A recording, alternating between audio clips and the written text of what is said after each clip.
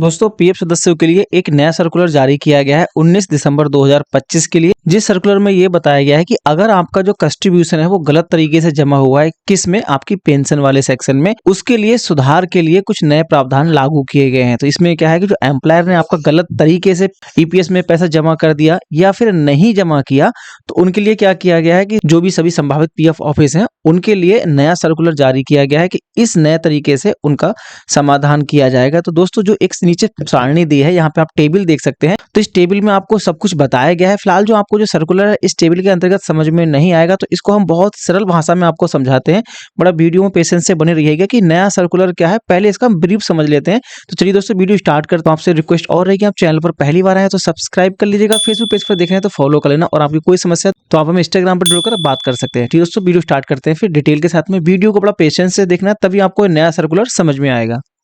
तो दोस्तों जो सर्कुलर जारी किया गया है इसका पहले ब्रीफ समझ लेते हैं कि ये कहना क्या चाह रहे हैं। दोस्तों होता क्या है, जब भी आप किसी कंपनी में जॉब करते हैं तो आपका जो पेंशन वाला सेक्शन होता है ये बड़ा सेंसिटिव होता है। इसमें आपको जो पैसा जमा होगा या नहीं होगा वो डिपेंड करता है आपकी बेसिक सैलरी पे। जैसे कि मान लो किसी की जो बेसिक सैलरी है वो 15,000 रुपए, ठीक है।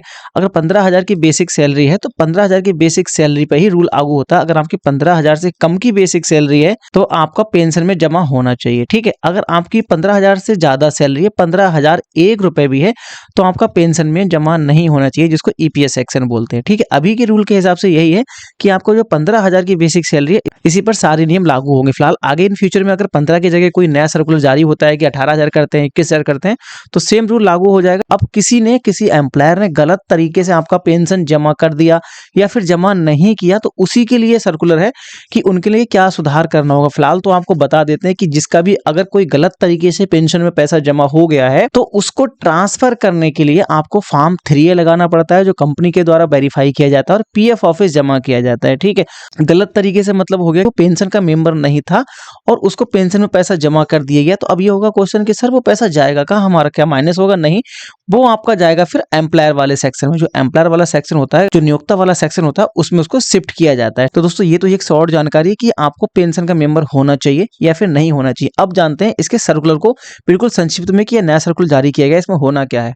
तो दोस्तों जैसे कि मैंने पहले आपको बता ही दिया कि जो सब्जेक्ट है इसका ये है कि आपका जो गलत तरीके से पेंशन में पैसा जमा हुआ है उसके सुधार हेतु ये जो सर्कुलर जारी किया गया है, ये सर्कुलर जारी किया है 19 दिसंबर 2025 के लिए।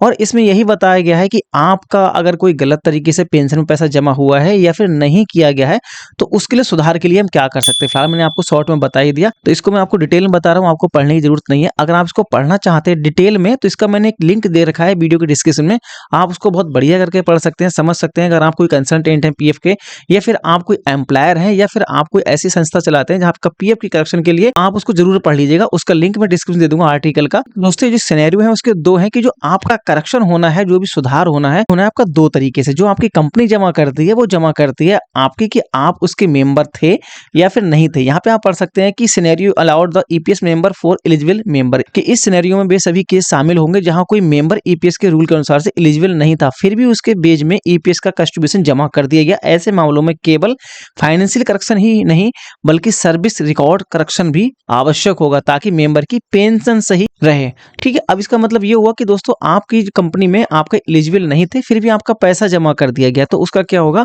उसमें आपके दो सुधार होंगे। पहले तो आपका होगा फाइनेंशियल करेक्शन। फाइनेंशियल करेक्शन का मतलब हो गया कि जो पैसा आपका पेंशन में जमा कर दिया गया, आपके पेंशन के रूल के हिसाब से आप पेंशन जमा नहीं होनी चाहिए थी, मगर आपके एम्प्लॉयर ने क्या किया, 15,000 के ऊपर से सैलरी होने पर भी आपको पेंशन में पैसा जमा कर दिया। तो जो पैसा जाएगा कहा, मैंने आपको बता ही दिया फिलहाल में स्टार्टिंग में कि वो एम्प्लॉयर वाले सेक्शन में जाता है, तो ये फाइनेंशियल करेक्शन हो गया।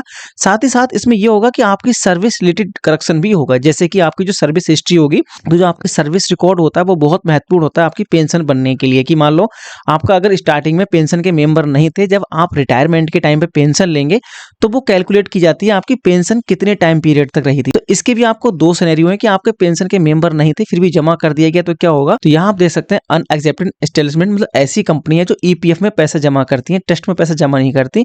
तो उनके लिए क्या होगा, उनके लिए होगा कि ईपीएस का एनवायरमेंट सबमिटेड का ईपीएस द्वारा इंटरेस्ट के साथ में कैलकुलेट किया जाएगा। अब ये है कि जो आपका पेंशन में पैसा जमा हो गया उस पर तो ब्याज मिलता नहीं है, ठीक है, मगर जब पेंशन का पैसा आपका एम्प्लॉयर वाले सेक्शन में आएगा तो उसको क्या होगा, उस पर भी आप ब्याज दिया जाएगा, मतलब दोबारा से उसका मॉडिफिकेशन होगा और आपका जो उसकी इंटरेस्ट बनता होगा वो आपको दिया जाएगा। और इसका इंटरेस्ट के सहित कैलकुलेशन अमाउंट को भी फाइनल पे आउट में माना जाएगा। मतलब जो आपका इंटरेस्ट के साथ जो पैसा आएगा, मतलब किसी के 100 रुपए हैं आपके एम्प्लॉयर वाले सेक्शन में और उसके 20 रुपए आए उसके इंटरेस्ट के, तो 120 रुपए के पे आउट में निकाला जाएगा, मतलब 120 रुपए आपके एम्प्लॉयर वाले सेक्शन पे जाएंगे। ठीक है, तो यहाँ क्या होगा, अमाउंट क्या होगा, वो ट्रांसफर होगा। ट्रांसफर तो होगा ही क्योंकि आपका जो पेंशन में पैसा गया है उसको ट्रांसफर करना होगा आपको एम्प्लॉयर वाले सेक्शन में, और ट्रांसफर मोड आपका होगा ऑफलाइन। ठीक है, ये जो प्रोसेस होगी वो आपकी ऑफलाइन होगी।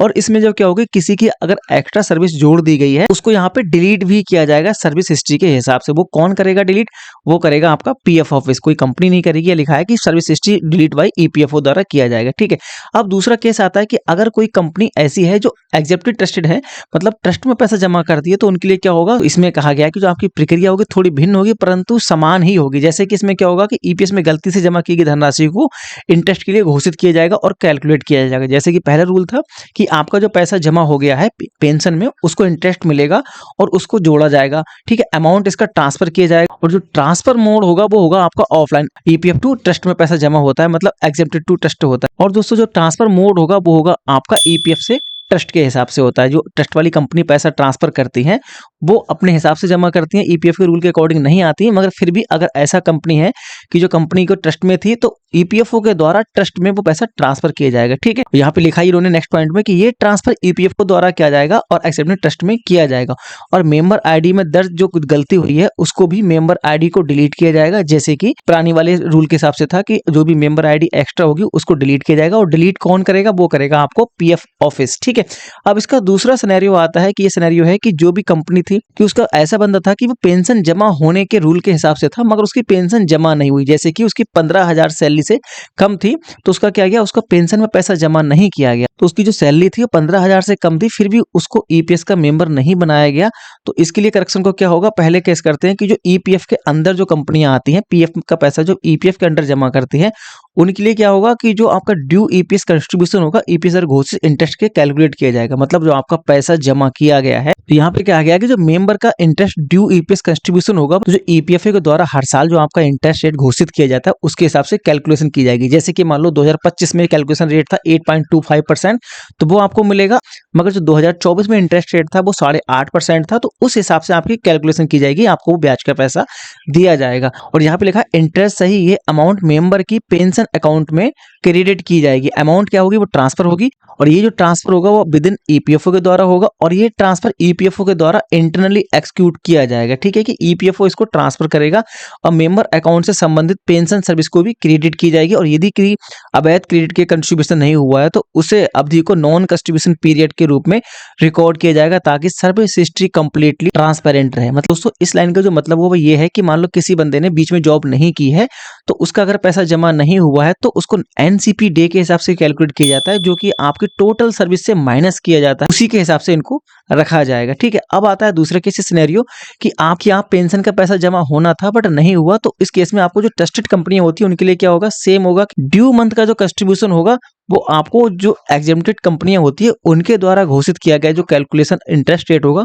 वो दिया जाएगा। मतलब क्या होता है दोस्तों, जो ईपीएफओ के द्वारा दिया जाता है ब्याज उनका रेट अलग होता है, मगर जो ट्रस्ट वाली कंपनियां होती हैं उनके द्वारा जो इंटरेस्ट रेट घोषित किया जाता है उसका रेट अलग होता है। तो जो भी उनका रेट होगा ट्रस्ट वाली कंपनियों का वो आपको मिलेगा, और अमाउंट इसका ट्रांसफर होगा, और ये होता है ट्रस्ट से ईपीएफओ के अकाउंट में ट्रांसफर होगा, जो कि ऑफलाइन माध्यम से होगा। और यहाँ भी है ईपीएफओ द्वारा मेंबर अकाउंट की पेंशन संबंधित नॉन कंट्रीब्यूशन पीरियड की यदि एप्लीकेबल होगा तो क्रेडिट किया जाएगा। वही लाइन हुई कि जो अगर आपका नॉन कंट्रीब्यूशन पीरियड में आपका पैसा जमा हुआ है, एनसीपीडी ऐड हुआ है, तो उसको भी इधर क्रेडिट किया जाएगा। तो दोस्तों इसका जो निष्कर्ष निकल के आता है ये कि ईपीएस संबंधित किसी भी प्रकार की त्रुटि में केवल मनी एडजस्टमेंट पर्याप्त नहीं होगी, फाइनेंशियली करेक्शन के साथ साथ सर्विस रिकॉर्ड का भी करेक्शन अनिवार्य होगा। ठीक है, इस लाइन का मतलब ये हुआ कि जो आपका पैसा ट्रांसफर हुआ है उसको एडजस्टमेंट की सर्विस डिटेल होगी उसको भी करेक्शन किया जाएगा। मतलब आपकी जो टोटल सर्विस होगी जितना टाइम पीरियड होगा उसको भी करेक्शन किया जाएगा। ये सिनेरियो में इंटरेस्ट कैलकुलेशन की मैंडेटरी होगा, बिना इंटरेस्ट के करेक्शन स्वीकार नहीं किया जाएगा। मतलब यह है कि जो आपका ब्याज मिलना है या नहीं मिलना है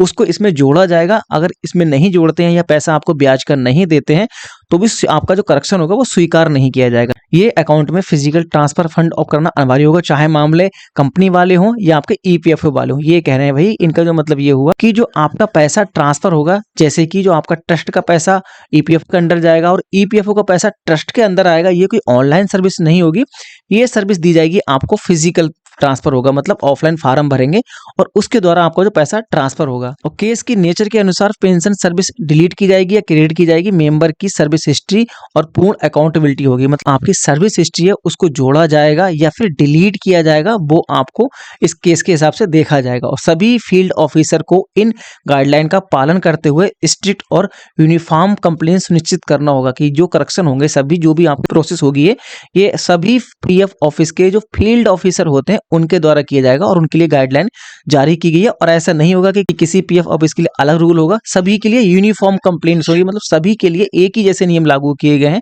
तो दोस्तों इससे होने क्या वाला है कि ये जानकारी होगी वो एम्प्लॉय जो आपका कंपनी का एचआर है, ईपीएफओ ऑफिसर, ठीक है, और एचआर प्रोफेशनल और पीएफ कंसल्टेंट के रूप में विशेष रूप से उपयोगी, इसके माध्यम से वे ईपीएस कंट्रीब्यूशन से जुड़ी गलतियों को स्पष्ट रूप से समझ सकेंगे और करेक्टिव एक्शन लेकर मेंबर की पेंशन राइट को प्रभावित रूप से रक्षा कर सकेंगे। दोस्तों इसमें क्या होगा, जो आपकी ईपीएस का अगर कंट्रीब्यूशन डिस्टर्ब होता है तो वो मेन रूप से आपकी पेंशन में जो मिलने वाला पैसा होता है उसको डिस्टर्ब करता है, ठीक है। तो इसी को मद्देनजर रखते हुए ये नया सर्कुलर जारी किया गया है। दोस्तों आपने वीडियो पूरी देखी, अब तक तो समझ में आ गया होगा। फिर भी आपको अगर कोई डाउट्स रहा हो, कुछ भी समझ में ना आता हो तो हमसे जरूर बात कर सकते हैं। इसके लिए आपको क्या करना होगा, हमारे इंस्टाग्राम अकाउंट पर जुड़कर हमें मैसेज कीजिएगा, हम आपसे बात कर लेंगे। दोस्तों आपको हम इतनी इन्फॉर्मेटिव वीडियो लेके आए, इतनी सरल भाषा में समझाया, फिर भी आपने हमें सब्सक्राइब नहीं किया, नीचे सब्सक्राइब का बटन सब्सक्राइब कर लो। और आप हमें अगर फेसबुक पेज पर देख रहे हैं तो फॉलो कर लो। आपकी अगर कोई समस्या है, जो ईपीएफओ का रूल है, जो ईपीएस पेंशन वाला, अगर आपको समझ में ना आता हो कि आपको मेंबर होना चाहिए या नहीं होना चाहिए, आप अपनी पासबुक दिखाना चाहते हैं, तभी हम आपका अकाउंट को चेक कर लेंगे। इसका कोई भी सर्विस चार्ज नहीं है, एब्सोल्युटली फ्री होगा। मगर आपको करना क्या होगा, चैनल को सब्सक्राइब करके हमें इंस्टाग्राम पर मैसेज करना होगा, जिससे आपकी